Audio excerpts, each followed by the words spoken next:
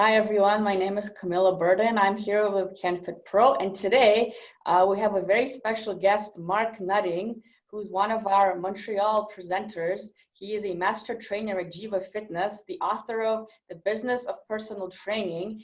And Mark, can you tell us how many years you've been working in the industry?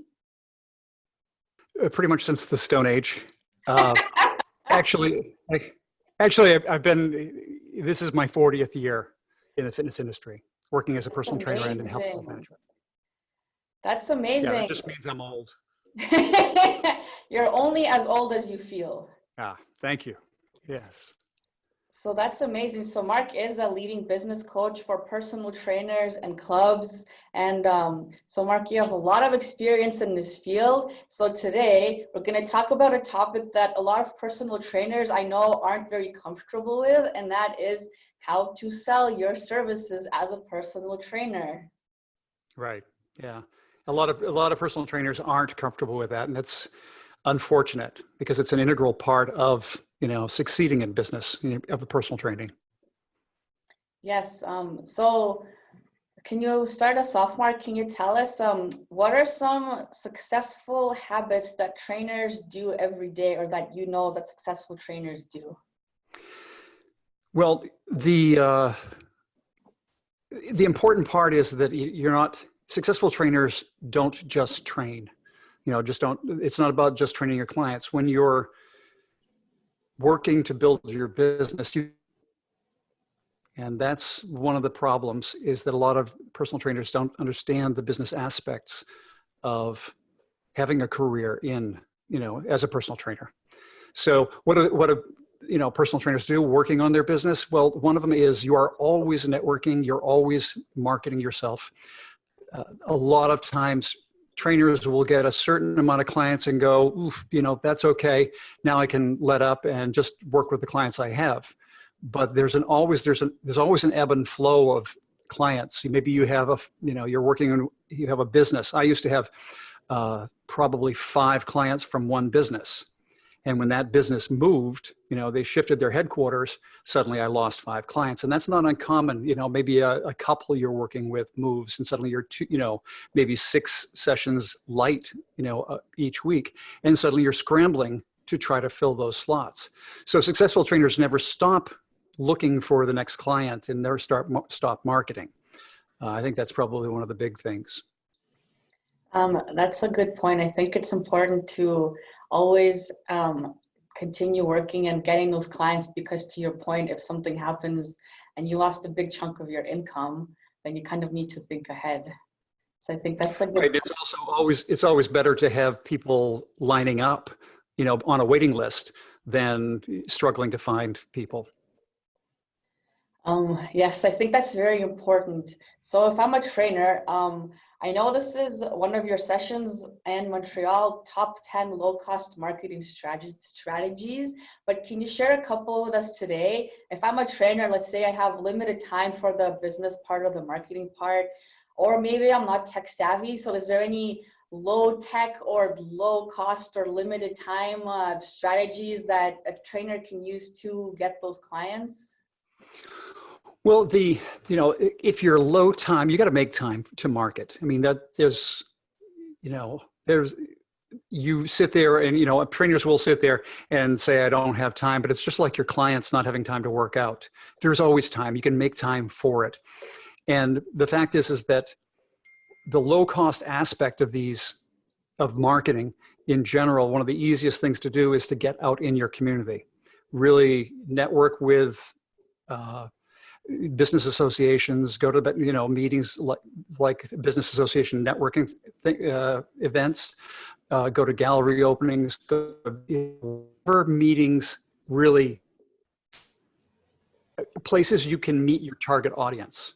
That's something else entirely, is making sure you know who you're targeting with, as a client, who you're looking for. And then you go to the places and try to meet and connect with those people, create relationships with them. That is the lowest cost other than time. And it is the most effective, because when people are talking to you face to face, they get a real sense of who you are. And what you're trying to do is get people to know, like, and trust you. because they want to work with people they know, like, and trust. So you need to spend some time creating relationships. Getting out of your office is a huge part of that. Getting into the community, connecting with those people who are your target audience. And if you're working in a club, that's another thing too, because, okay, I'm in the club, but some people don't like working out on in their club. They'll go work out someplace else. I mean, I remember early on in my career, I used to do that. But one of the best ways to connect with people is to work out with the people. So work out, on your training floor. Make sure you don't have your headphones on. Be approachable, because people will sometimes be intimidated by your uniform. And when you're working out, it's kind of like, oh, I can just ask a casual question.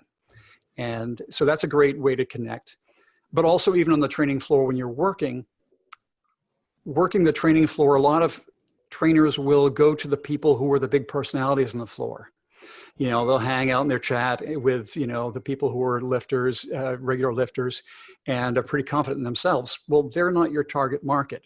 Who they should be approaching are the people that look shy, really don't know what they're doing, not the ones that are being boisterous, but the people who sort of sneak in and try to do something and then try to sneak out. Those are the ones that probably need the most help, and to approach them in the most helpful way you can, gently, because they don't want to be, attacked, and just see how they're doing and connect with them.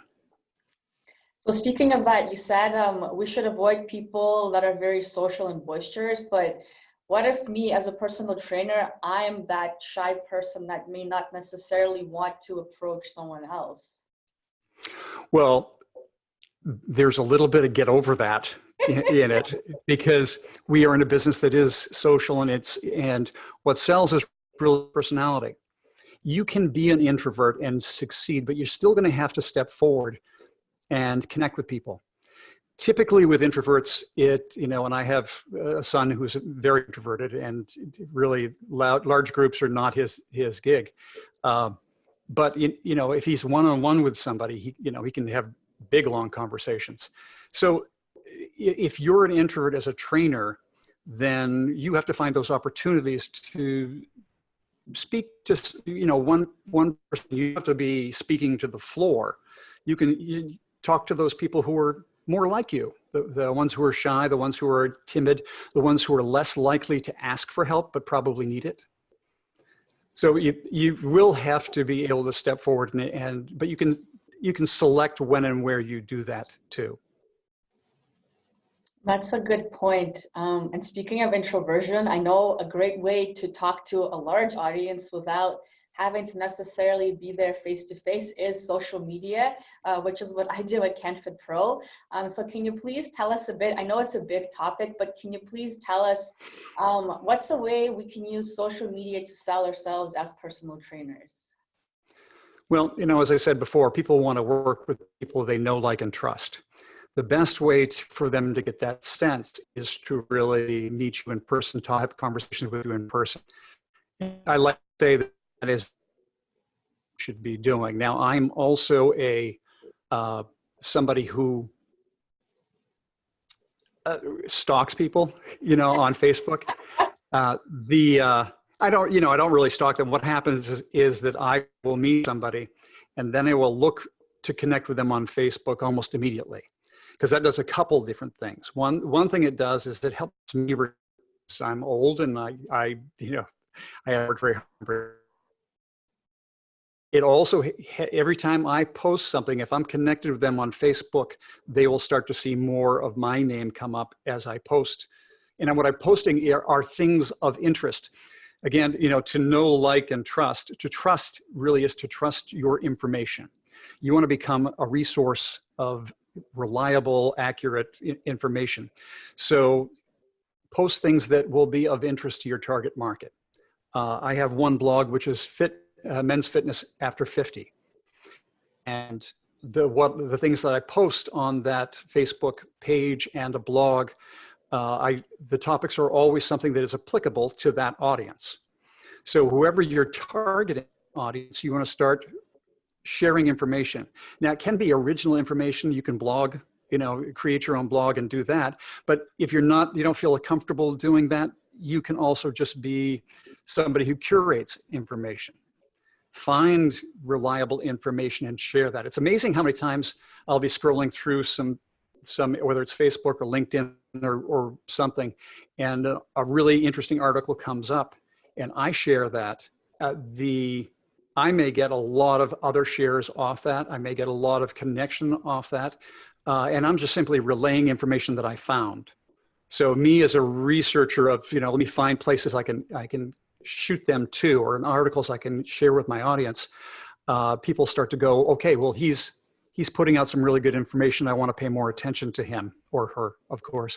But that's, the way to use social media.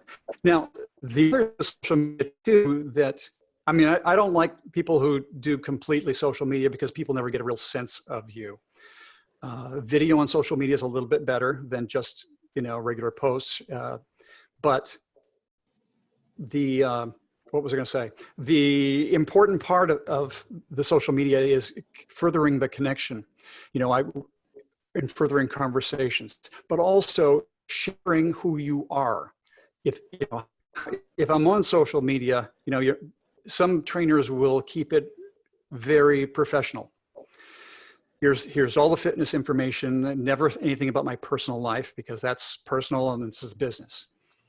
But if they don't know something about you personally, it's really hard to connect.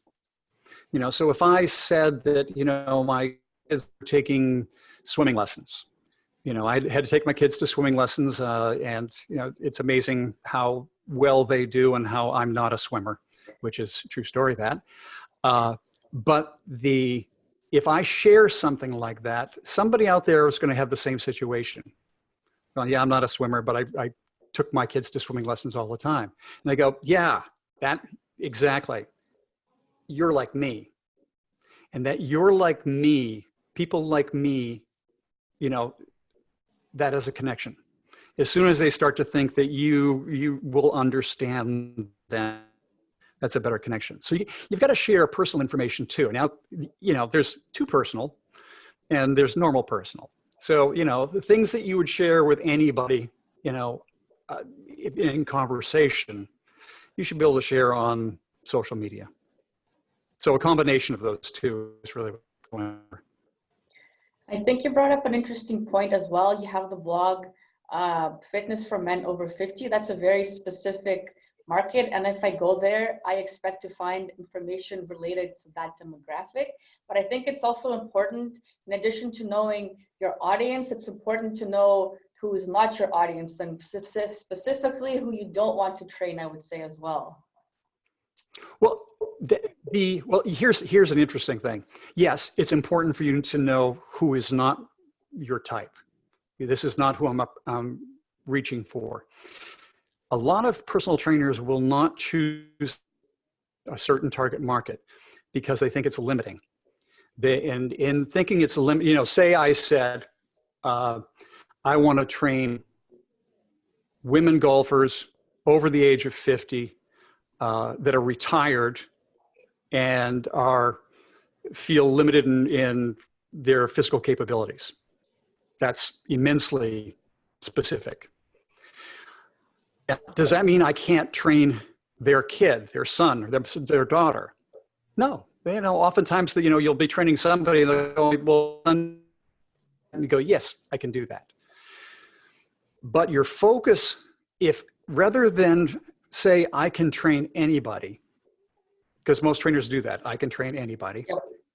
Yep. When you're a generalist, you attract nobody. If you say I train, women golfers over the age of 50, retired, yada yada, then those women who fit that demographic are going to go, you're the one, because that's exactly who I am. So rather than try to appeal to everybody, you want to appeal to a very specific group. Men, I could get more specific with men's fitness after 50, but for me, that is specific enough. It's still a huge demographic. Yes. But, I could go men's fitness after 50, getting back into fitness getting into fitness for the first time. Maybe it's not the person who's already active after 50. But you're going to choose, as soon as you choose that, then like for me, the men's fitness after 50, if I were training, you know, if I were, and I am offering online training programs with that, they know that it is who, you know, I'm well over 50, so that works too. They know that I understand that demographic. But back to what you said is not training the person who doesn't fit your demographic or who you don't want to train. Well, never train anybody you don't want to train, because that's a pain. And you know, if I've discovered that I didn't want to train somebody, I've fired them, because there's nothing worse than going and dreading a session. I have this person, you know, and it's just, you know, get rid of them. Your outlook on life will be better. So stick to the people you are comfortable training, but market more specific than you can train. You know, I could do a lot, but here's where I'm marketing, because that draws attention. So I guess that sums that up. That's a great point. So speaking of, you know, too narrow versus too wide, what are some other big mistakes you see trainers making when trying to sell themselves to potential clients? They really don't understand the aspect of sales. You know, they keep thinking I have to, you know, how am I going to sell this person? And, you know, I can't remember who the quote came from, but it was that people hate to be sold, but love to buy, which simply means that, you know, don't sell me something I don't want, you know, don't push things on me. But if you have what I want, I'm happy to buy and will love to buy. So trainers,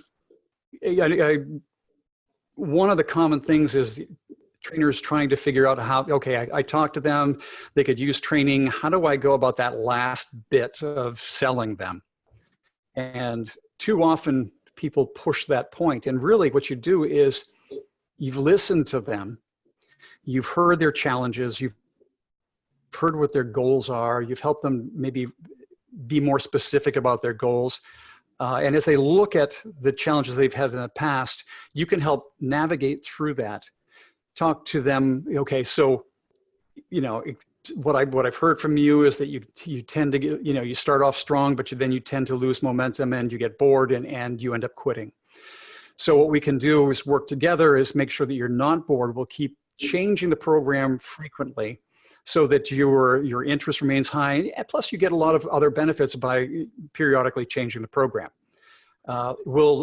You know, if you find yourself waning, we can change things up. There are a lot of different ways we can work out. So we can throw in, and I'm just making this up as I go, we can throw in a little play day every once in a while, which is, you know, just some physical activity that's good physical activity, but a lot more fun. And so we'll just have an active day of having fun. So you lay out the solution to their challenges. And you know, so maybe we'll meet twice a week, you know, where essentially you come back to a recommendation. So we'll start off a couple times a week, you know, and see how that works. And a few, you know, a few weeks down the road, we can change and do this. How does that sound to you? Which is the sales line you have. How does that sound to you? Does this sound like something you'd like to do? Is this something you'd be interested in? That's as simple as the sales needs to be. I mean, that is your closing statement right there. If they say, yeah, that sounds like something I'd be interested in, great, then you've got a sale. But when trainers try to sell, okay, I've got these programs to do, and it's not relating to them. So show them how you're going to solve their issue, their challenges, how you're going to get around their challenges, how you're going to get them to their goal.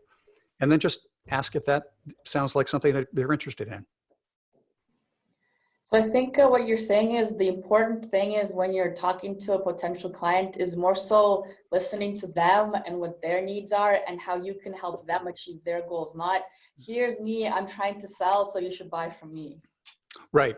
And, you know, it's interesting too, because when I approach what people should do. And people, a lot of times trainers don't like to do the whole sales thing because they're afraid of getting rejected. The fact is this whole process is a benefit to the person that's sitting in front of you. So as you go through this, you lay this out, and even if they turn you down, you want to continue and give them something more. You just say, okay, you want to do this on your own, that's great. Here's what you need to think about. And lay it out there. You need to, make sure that you're doing this a couple times a week, da, da, da, da, da. You lay it out there, and how's it, is that good? You understand? Great. Can I call you in a couple of weeks and just check in, see how you're doing? But the same thing is, as you mentioned, was, I'm the best trainer for you. The fact, maybe you were, maybe you weren't. You're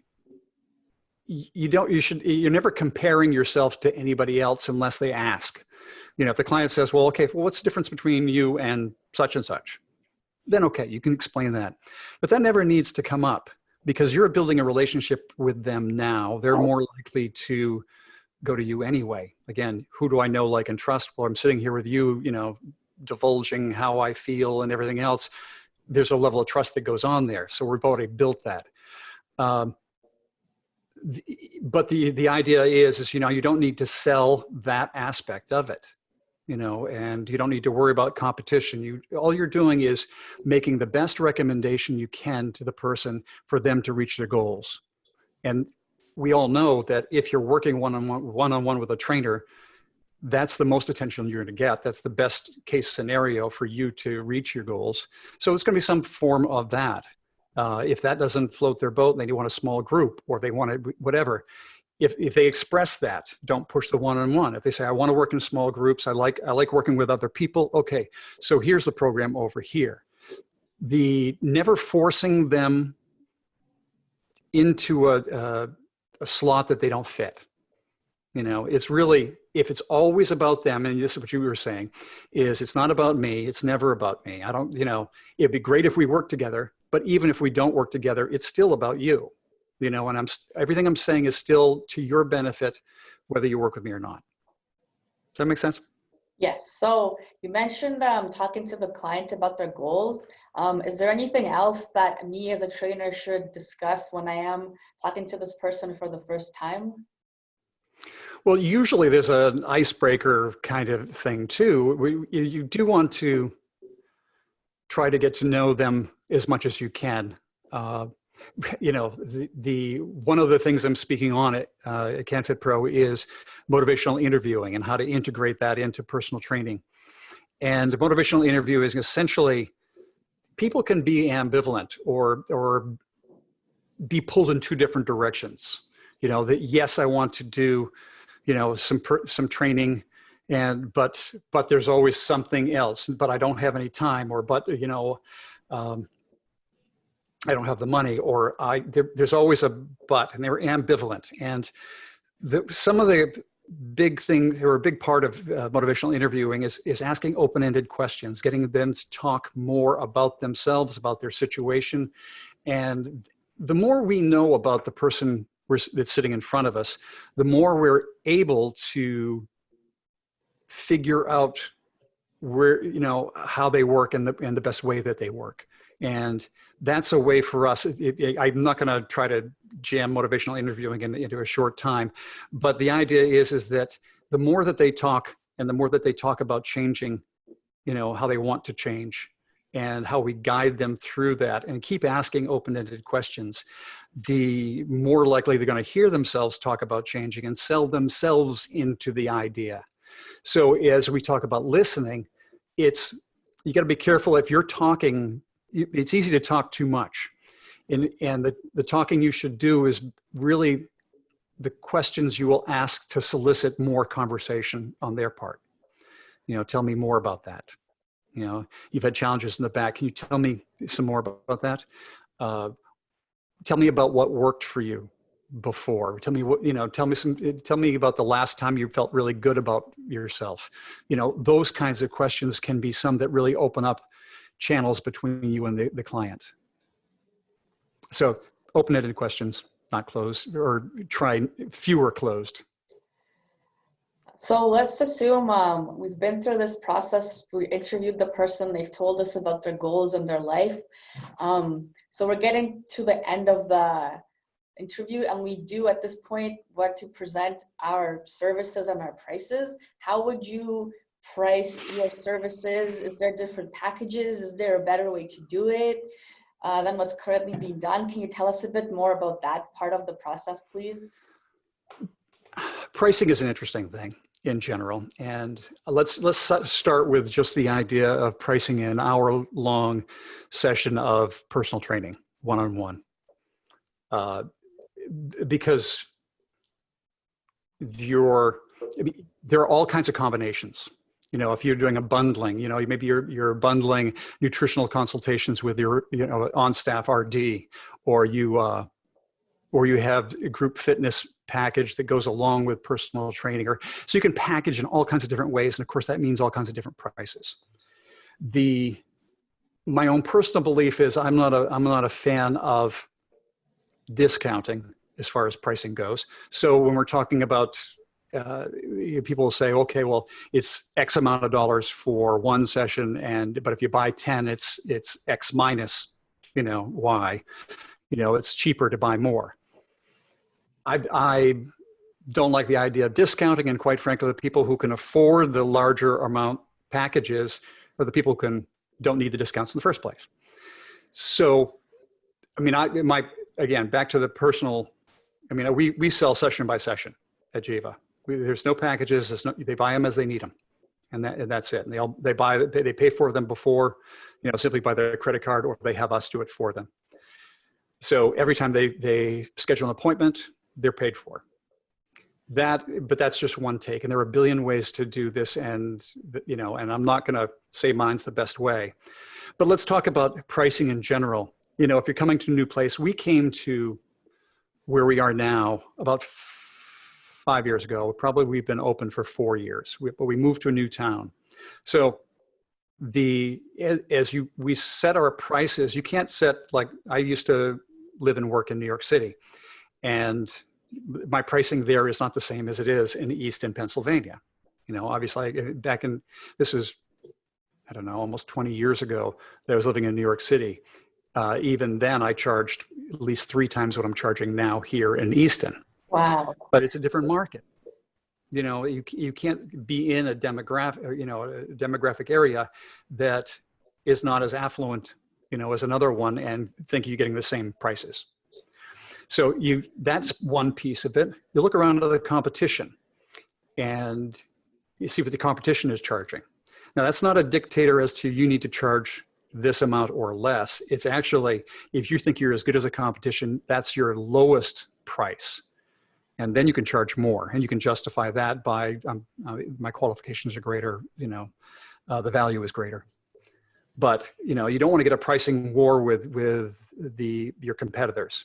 So it's nice to know what they're charging, because that's a perception in the area. You know, people in the area, well, personal training usually goes for this amount, which is fine. And like I said, that if you're better than the competition, then you should be charging more than that. But that's a sort of a base limit. Let me start here and then see how much I may want to increase that. Then when you start to package things, I'm not a big person on, even if I bundle something up, say it was a group fitness package with personal training, you know, and I'm selling it by the month. Well, you figure out the per session of each of those things and just add them up. The bundling is more about the psychology of here's one thing that'll take care of you versus this is the best deal going. Does that make sense? Yes. So it's, you know, it's really, this is what's going to take care of you. And then, you know, I don't want to get into the packages because those are too many, too varied. You know, you can add coaching in there. You can add any number of things you want to, depending on what your club offers and what you offer.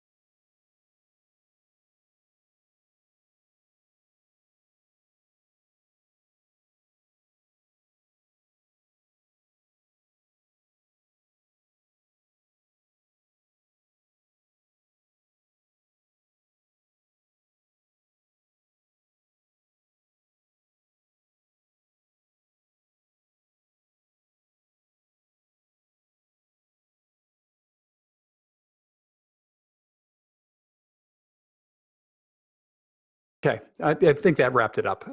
So if the client flat out asks, how much do you charge? Do you just pull out the prices? Do you kind of not avoid the question, but do you share them at this point? I guess at what point is it okay to give the person the numbers? Because to Oh, your point, if you yeah, say, oh, I charge X amount, and they say, oh no, that's so expensive. right. How do you Right. deal with that situation? Well, that's the hesitation. I mean, that's a great, point right there is, when people say, well, how much, you do charge, on the phone, it used to be that on the phone, people would never, clubs would never give out that information. I think it's wrong to say that, but the truth of the matter is, if somebody asks me, what do you charge? I go, it depends. I don't know. I don't know what I'm going to recommend for you. If you have packages and you have things, like I said, our pricing, we don't have bargains. We just have our prices. But of that, we offer 30-minute sessions. We offer 45-minute one-on-one sessions. We offer hour-long sessions. How many times a week? I don't know. A couple times a week. It depends on what else is going on. Most of the answers are going on, I don't know. Because until I sit down with you, I don't have a real good, idea of what I want to recommend. And that's what I can, typically what I'll say is, we range from, X to Y here, in prices. But I don't know what to say you should go for until we actually sit down and have a conversation. We do free consultations. I mean, some people will debate well, it's free, you're giving it away. Well, it's how we connect with them. It is a way to get them in, to talk to them, create a relationship with them that is no commitment to them. So it's getting over that barrier to entry of, well, if it's going to cost me and I don't know how it's going to go, I don't, it'll may stop me from coming in the first place. Whereas if we can get them to come in, we'll go through the medical health history, their goals, help them clarify, figure that all out, and then make a recommendation. And then I can say, at that point, here's what I recommend. And here's what the cost of that is. But until I sit down and really see, maybe they want to, one of the things some people will do is, hey, look, I'd love to have you create a program for me that I can do at home, or I can do on the road, or I can do at, the gym that's right next to me, or, actually there's some of the buildings around have the gyms inside the building, but don't have trainers. So they'll say, can you create a program for me? And I'll go do the program. Great, we can do that. To set you up, it'll take this many sessions to really find out where you are and create that program. And then you can come back to me every 4 to 6 weeks for a new program or an upgrade on that program. But I don't know that until I come in and sit down with you. So when they ask, back to the question, when they ask, what are your prices? And going, well, we range from here to here, but I really don't know what I'd recommend. And we can set up this appointment with you.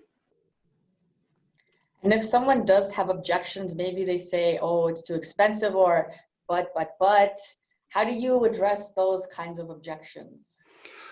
Well, sometimes, you may recommend the best course of action for somebody.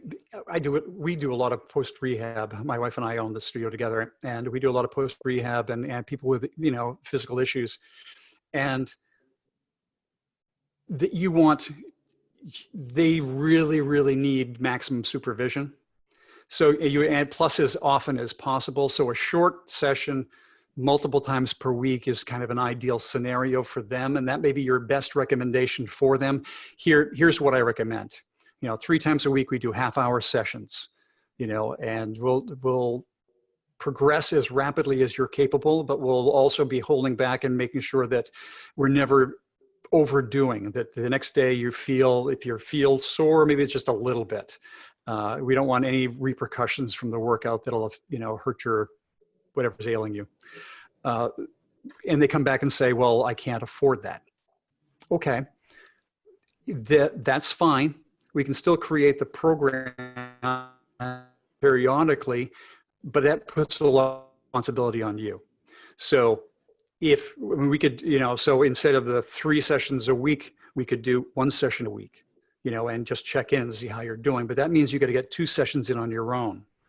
So that'll be part of that is, you do that 1 session a week. Is that feasible for you? If they say yes, well, there's a new plan, but then you have to keep them accountable to their goal there. So there are ways of making it less expensive for them. Maybe they wanted to do an hour, but you just, they decide the hour's too expensive, and they want to do, okay, well, we can get a lot done in a half hour, and the price is, quite a bit less. So let's try the half hour, see if we can get enough in there and see if that works for you. But there are options. And, well, as I said before too, if they just go, I really can't afford this. Maybe it's just a few sessions up front to create a starting program, and then they work on their own and come back later, and they can afford that. There's always a way to work around it and still give them as much value as possible. So speaking of prices, Mark, you said we can have different packages or maybe an hour or 30 minutes.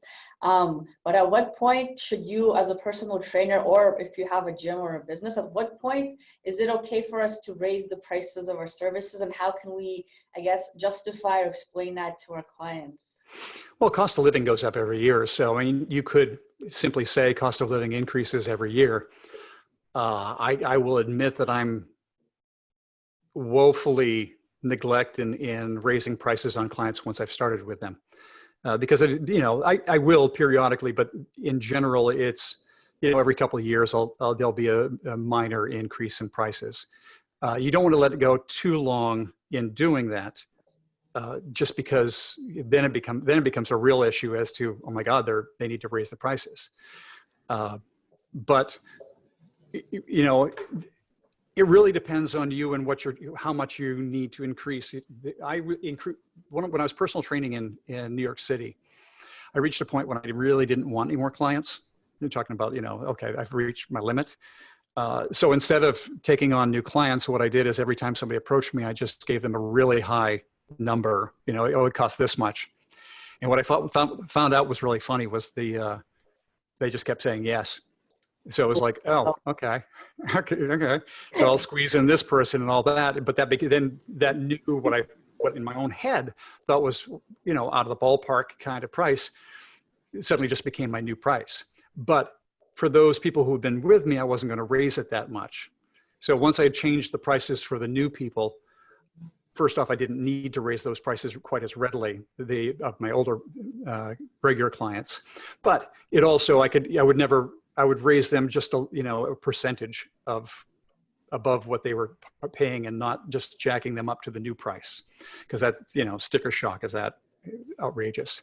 But again, it depends on what you need to make a living. And that's probably one of the things starting off. You shouldn't be far off what your top price is anyway, so but that changes. But at the time, you should be looking at what I need to make. This goes back to the pricing. What do I need to make a living? How many sessions do I want to do a week? And how much do I need to make to give me the kind of life I want? And then price yourself so that works for you. So you're not so far off. You don't want to sit there and be at such a low price that you kind of resent, it's so low. It's just going, it's hardly worth even doing, or, and you should never be in that position. You should, so it's better to charge a higher price starting off than having to raise it anyway. But then, if you charge that higher price too, then the increases you have are more like cost of living changes, not significant, a little bit, and that can be on a regular basis. And I can keep babbling about that, but that's the gist of it. That's great. So if there's one piece of advice you would give to a trainer to help them build their business or their clientele, what would you tell them, or would you tell our audience? Well, like we said at the very, very beginning, when we're talking about best habits of successful trainers, that never stop networking. Always get out there. When my wife and I first moved to this town, we went to everything. We went to all the networking events that were around. We went to gallery openings. We went to shows. We went to everything we could just to meet people. And we met a lot of people. And in fact, the business association I actually ended up becoming the president of the business association. Wow. Because, I inquired on how to do that. First off, I was on the board for a year before. And then when president rotated off, I said, look, I'd love to do that. And then I was hanging out with the mayor every, a couple of weeks doing a ribbon cutting or the new business or hosting a networking event. So that put me front and center for a lot of events. And people get to know, like, and trust you as you volunteer and get out into the community. So, what can somebody do? Just get out of your gym, get out of your box and meet your community. Get to know the people, get to know your target market. Now, again, we serve a lot of business people. So, those owners, managers working through the business association was a great connection for us. But target your meetings. If you were talking about, if they don't have time to do all the marketing, be specific about where you go. If you're working with high school athletes, guess what? The Booster Club or whatever, might get involved with them, the Parent Teacher Association, whatever, but start to target the meetings you want to attend and go to and people you want to get to know. So get out of the gym to find new clients. Don't rely on the gym to find them for you. That's a good point. I think it is important to get out in the community and meet potential clients, as you said. So the business of— One more thing, let me just add one thing to that, which is even if you're working for a gym or a facility, health club, it's still your business. It's, as I was saying, don't rely on the gym or the health club to give you your clients. They may give you clients here and there. But if you really want to build your business, it's up to you to still do the networking, the selling, all that aspect of it, as if it was your own business, because ultimately you drive how many sessions you do per week, and they don't. And so it's up to you to build that. So manage yourself like it's your own business, even if you're working for somebody else. It's a good way of looking at it. So my final question is, how do you see the business of personal training changing, let's say, in the next 5 years? Interesting that you bring that up, because the American College of Sports Medicine just came out with the worldwide survey of trends. And I went through that, and I really don't agree with, a bunch of the ones that they were saying are trends. How do I see it changing? I think there are a lot more personal trainers moving to online training. And I think that will continue to grow because, let's face it, in the cities, not so much. There's so many rural areas, though, where you don't have a good health club or good trainers, that I need some real guidance. That's a perfect chance for online training to really take place and serve the community. I think that will happen. Technology, it will.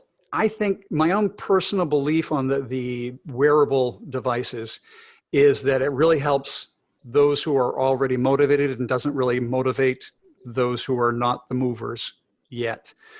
So I don't think it's going to address getting new people into working out. I think it will help solidify those people who like to keep track of numbers. So that's not as big an area as I think will be. I think there'll be more hybrid workouts, which will be some of it in person, some of it online. Maybe more support as you're talking about pricing. Maybe, it's here's a package where we meet once a week and then I will answer your questions or check in with you, have a phone conversation with you once a week or once, every other week, or maybe we check in every other week, but some kind of combination of online and in-person training. Small group training will always be there. Large group training will always be there. The one-on-one personal training will be there. We're going to pretty much stay the same as the certifications go. More push for recognized certifications. There are agencies that will go through, make sure the exams are doing what they're supposed to do. And for that, I think there'll be more organizations, more sort of certifying bodies that are trying to get approved through that third entity. But I think personal training is pretty much going to hang in there as it is. There are some people who say, you know, a personal one-on-one is dead and it's all group training now. That's a philosophy. It's not a state of facts. One-on-one will always be around. I loved working with groups, but, you know, particularly what I do with post-rehab, I find it works best with one-on-one training, and that'll always be there. I think so too. So thank you so much, Mark. You can get your book, The Business of Personal Training, on Amazon. And if we do want to see more of Mark, he will be presenting in canfitpro Montreal in March. We have 3 amazing sessions with Mark. We have the top 10 low-cost marketing strategies. We have fitness bootcamp for the masses. And of course, as Mark mentioned, we have integrating motivational interviewing techniques into your one-on-one training. I'm looking forward to those. So those will be a lot of fun. Yes, I think so too. So thank you again so much, Mark. And we cannot wait to see you in canfitpro Montreal in March. I'm excited. Yeah. Thank you so much, Mark. Have a great day. Thank you. You too. Thank you.